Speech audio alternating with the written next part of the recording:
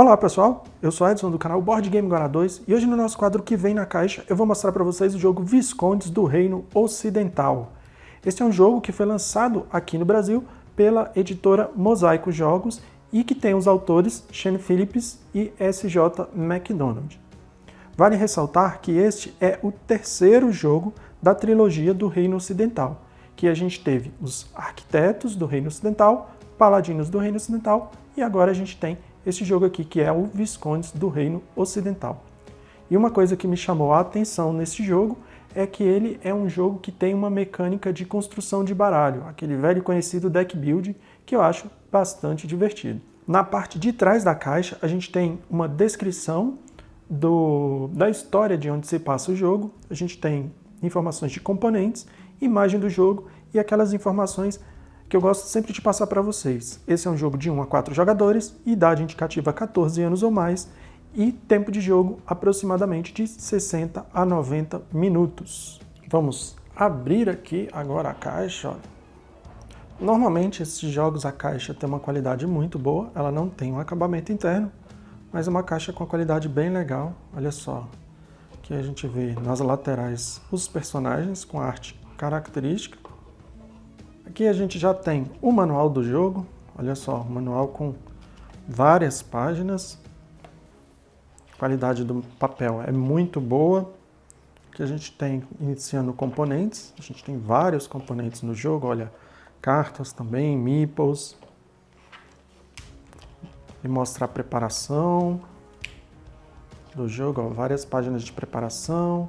Aqui ele começa a explicar conceitos legais do jogo, que é a parte de virtude, corrupção, a estrutura das cartas, visão geral do jogo, e aqui ele já parte para o turno do jogador, que ele é dividido em várias fases que eu vou mostrar para vocês, que também está no tabuleiro, como lembrança.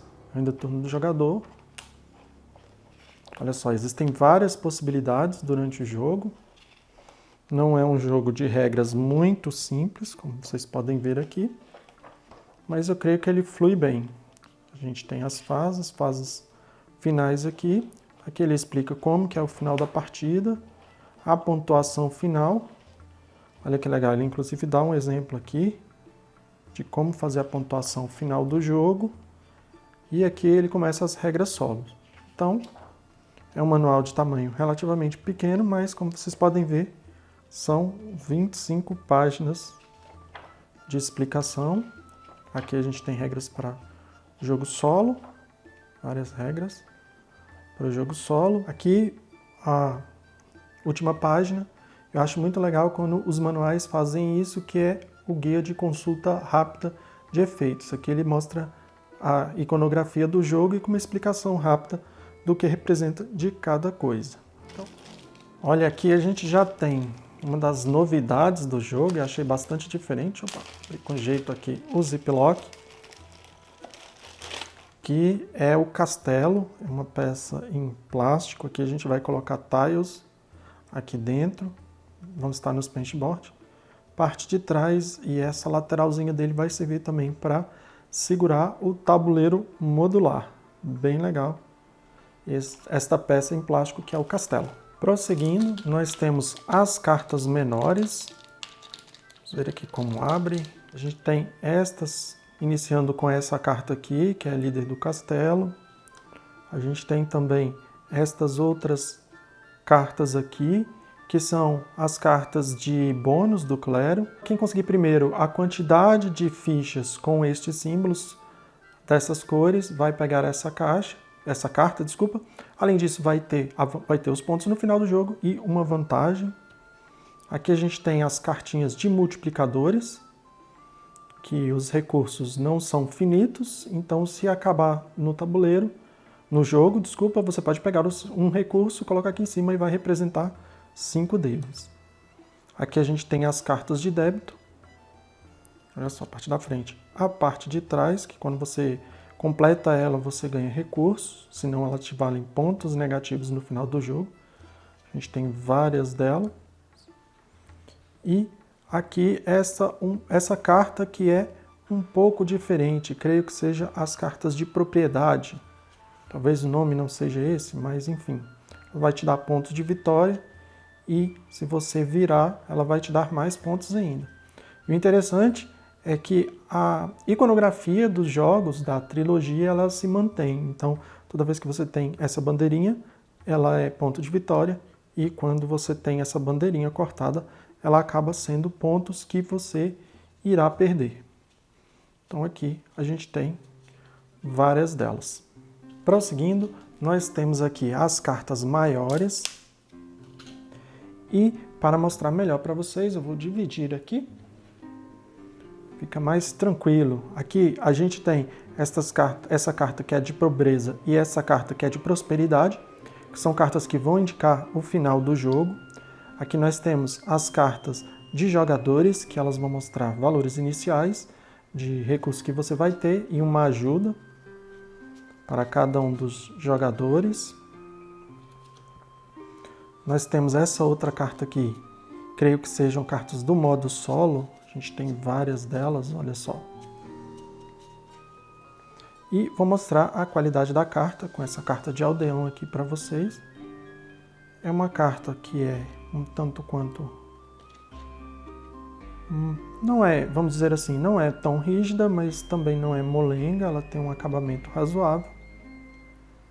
E aqui a gente tem a carta de aldeão, várias cartas de aldeão, fundo azul. Olha só, ela tem poder que dá, quanto de dinheiro, um poder especial aqui quando ela sai do seu tabuleiro, aqui ela é permanente. A gente tem do jogador, provavelmente aqui são dos jogadores, do jogador vermelho, do jogador amarelo. Olha só, a arte é bem característica de toda a trilogia, né? Ele mantém. Particularmente, eu confesso que eu acho um tanto quanto interessante essa arte. Aqui a gente tem, creio que sejam os heróis aqui. Olha só, a gente tem vários deles. E aqui são os aldeões normais, que são cinza. Que tem aqui Isso dentro do jogo vai fazer bastante sentido. Quando você compra ou quando você descarta a carta. Olha só, bem legal. Esse aqui creio que esse símbolo seja de corrupção. Ele, no jogo, se não me engano, ele é um coringa para você fazer as suas ações, mas em compensação ele é como se fosse um vilão, né? Então ele tem efeitos negativos. Então aqui são os símbolos das ações que ele vai te ajudar a fazer. Cada aldeão, olha só. Bem legal, o minerador aqui te ajuda a construir, tem um efeito imediato. Superintendente. Então a gente tem algumas cópias de várias cartas, por exemplo, do mascate, aqui do punguista, extorsionário, ladina. Ele realmente segue bastante a questão da iconografia dos outros jogos e também da arte. Olha, uma traidora que tem um efeito um pouco diferente. E o verso das cartas, olha só, são esses aqui. Provavelmente são iguais, por exemplo, um verso da carta de herói aqui, porque como é um deck building, você pelo verso da carta você não pode saber qual é o tipo de carta que você tem. Prosseguindo, vamos aos componentes em madeira. Este aqui é o recurso que é o ouro do jogo. Está bem pintado e também bem recortado, olhando por cima. A gente tem vários componentes, né? Vamos dizer assim, não são meeples, mas os componentes em madeira simbolizando o ouro, a pedra. Acho que, se não me engano, todos os jogos da série dessa trilogia tem pedras também. Aqui nós temos mais marcadores. Os recursos do jogo, olha só. Na verdade, esses aqui ainda não são os recursos, são os marcadores que os jogadores vão colocar, que é o marcador de virtude e o marcador de corrupção. Mas aqui nesse saquinho também tem outros tipos de recursos, que são os tinteiros, olha só. E no jogo a gente vai usar esses tinteiros para criação dos manuscritos.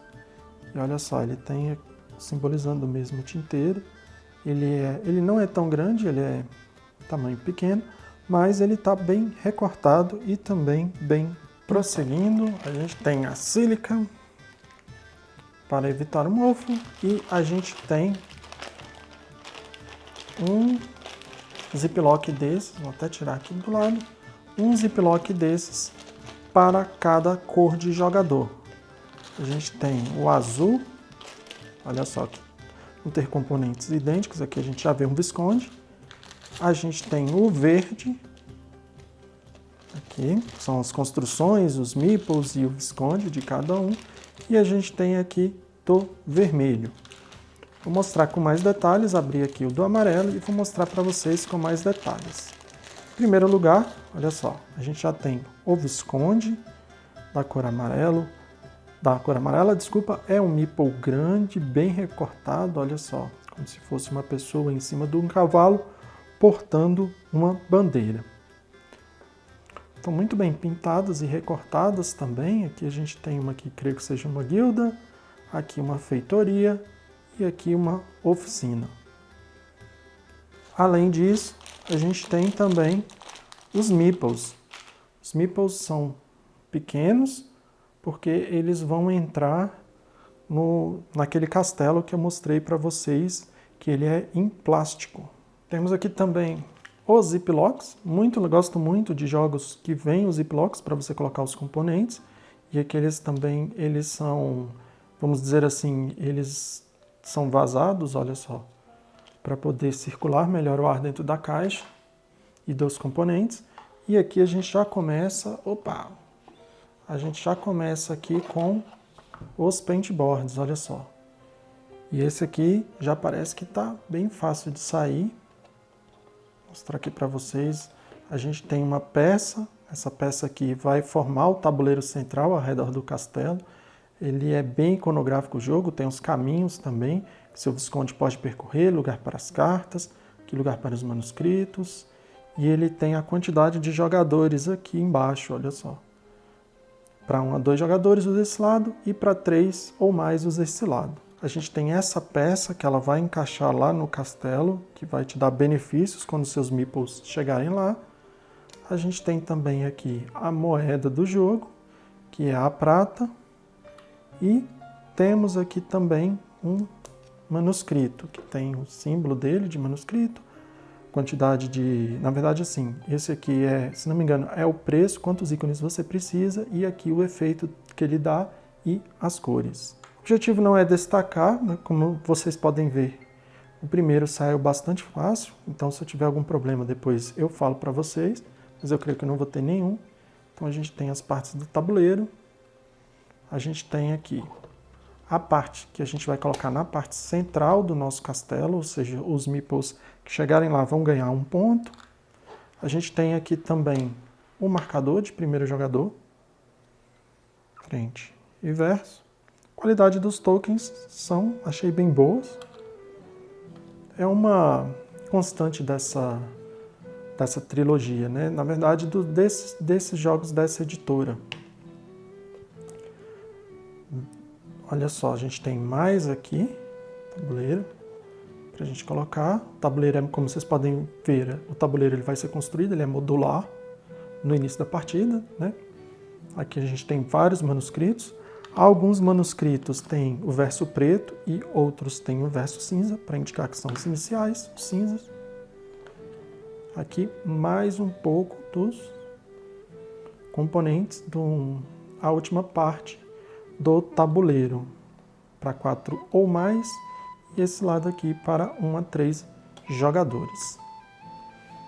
E aqui, vamos ver aqui, da forma mais fácil de tirar, a gente tem os tabuleiros dos jogadores. São 4 jogadores, a gente tem 4 tabuleiros, vamos dizer assim. Esse lado aqui é o lado que você vai ver esses símbolos marrons aqui em cima. Se não me engano, é o lado do jogo solo. E esse aqui é o lado do jogo para 2 a 4 jogadores. E aí que a gente tem várias partes, aqui é onde a gente vai colocar as construções. Ele se assemelha bastante ao Paladinos, que você vai construindo e ganhando benefícios sob essa ótica, né? Aqui ele mostra todas as fases do jogo, é uma ajuda também para os jogadores ir seguindo. Na primeira fase, eu vou colocar cartas, na segunda eu vou andar, na terceira eu vou fazer as ações e por assim vai. A gente tem uma novidade desse jogo, que é a trilha de virtude e corrupção. Se não me engano, esses conceitos de corrupção eles já existem nos outros jogos da trilogia e ele é um jogo que é deck building, mas na verdade ele é um pouquinho diferente, que você, no seu turno, você vai escolher uma carta, colocar aqui e deslizar as demais.